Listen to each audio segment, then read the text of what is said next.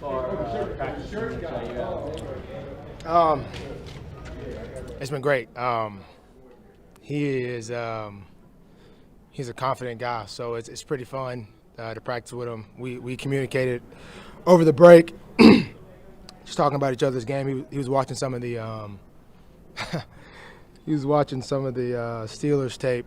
I guess when I attempted to fight a couple linemen, he was like, "I really like that. I love that." So he's a guy that's I think it's going to be really fun to play with.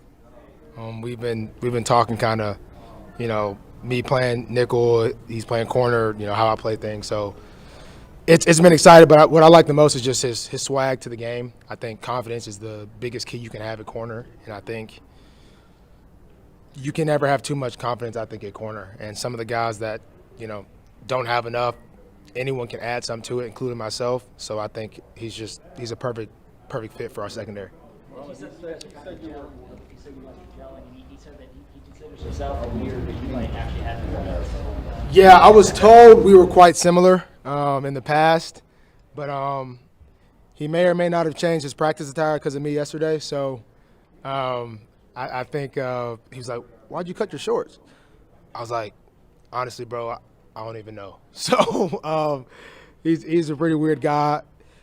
We do the early morning lift at 6 a.m. It's about 8 of us, and he's like, "Man, I need a speaker right here as loud as can be." And I'm like, we are not alike in that aspect at 6 a.m., but he's a cool guy. We're both, I would say, on a little bit of a strange side, but we're really gelling well.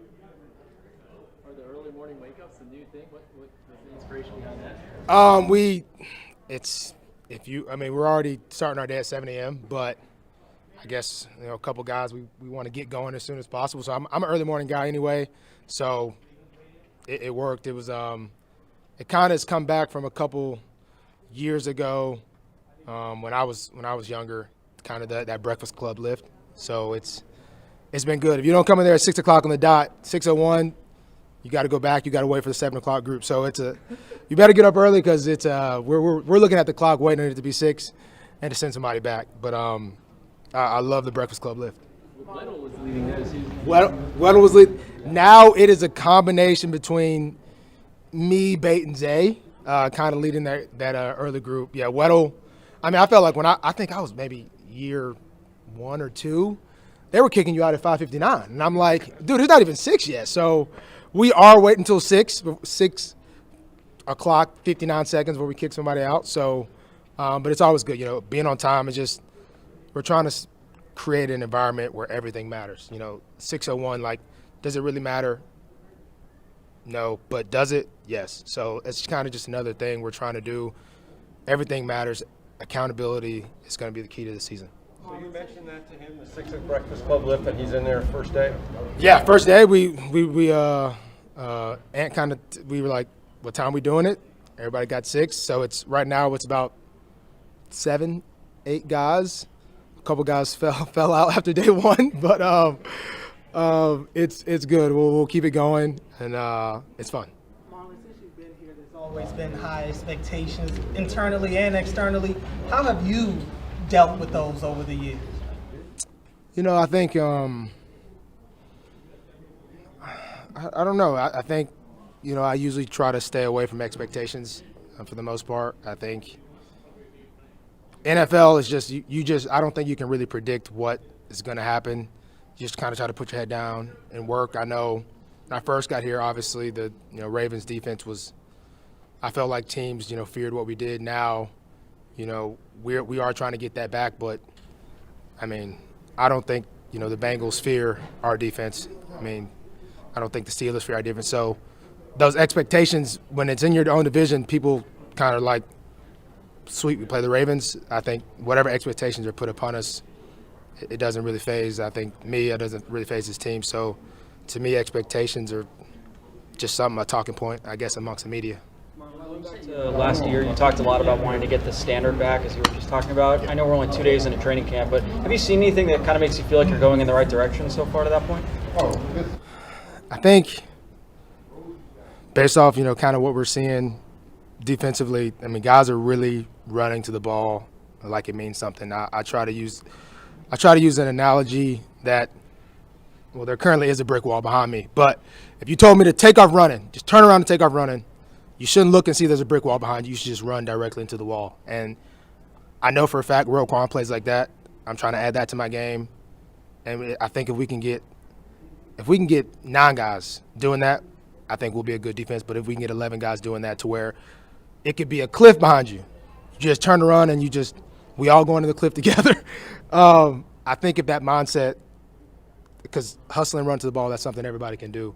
And I think, if someone throws a screen and big Travis Jones is coming, 300 pounds of him, all that, and it's no wide receiver is going to either want to do a juke, whatever, and get down. So I think that's something that I've seen early on that I think if we can keep building on that, we'll be a great defense. What has stuck out?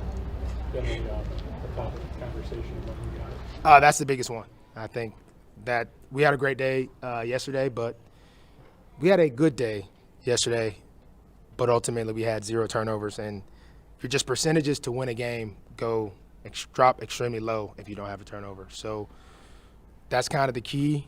I know everybody wants to see Lamar throw his little touchdowns, but we're trying to get the ball, and then obviously no pads on, but, forced fumbles, we're trying to, get attempts on air. But turnovers is by far the biggest thing that is being preached.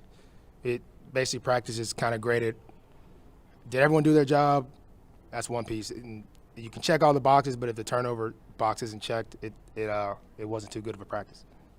What has stuck out to you about Cheeto so far? I've enjoyed Cheeto as well. I think, we both are drafted in that same draft class. I saw a lot of the work he put in at Cincy over the years. But he's a really smart player. That's something that I've been really surprised with Cheeto, Ja.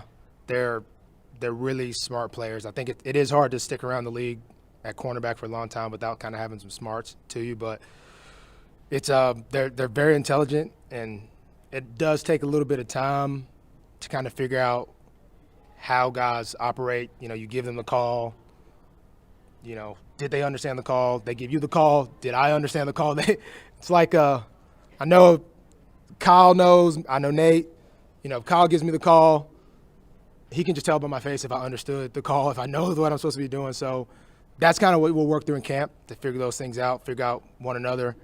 And it's the secondary, I'm really excited for the group of guys EDC's brought in. And I just think the sky's really the limit for us. Marlon, you've been outspoken in the past about kind of bigger picture stuff, and I believe you're NFLPA alternate, if I'm not mistaken. Yep. Are you concerned about the state of things, given all that's been in the news lately?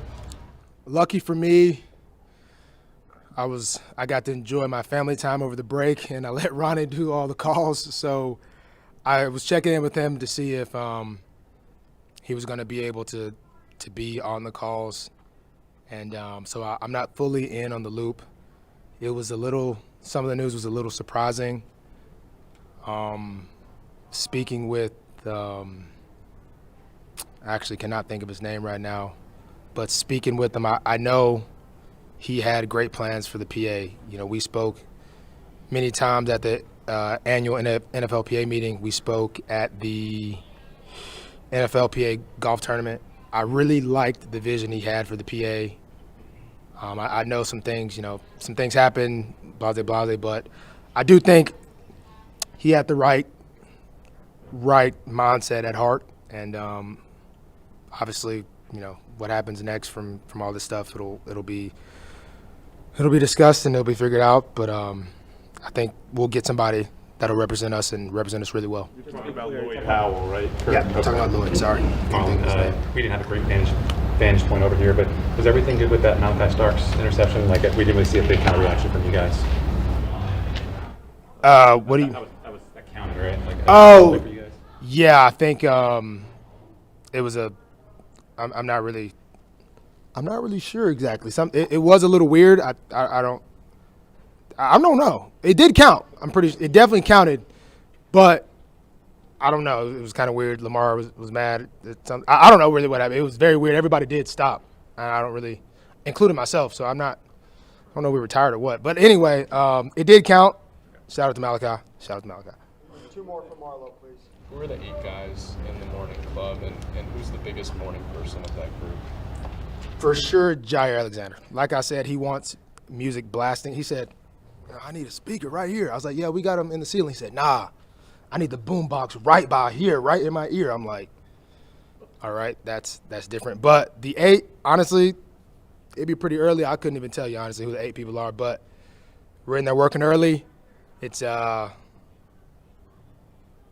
could not tell you, honestly. I really could not tell you everybody that's in there because there's our group, a couple of bigs, mids. There's a couple people in every group from different groups. And then Harbs is in there getting swole early in the morning. So he's usually finishing up his deal. And if you had some plays that you messed up on, Harbs is there to tell you right there at 6 a.m. So it's good to get your workout in, get humbled early in the morning, and then go about your workout. Good. Thanks. Woo!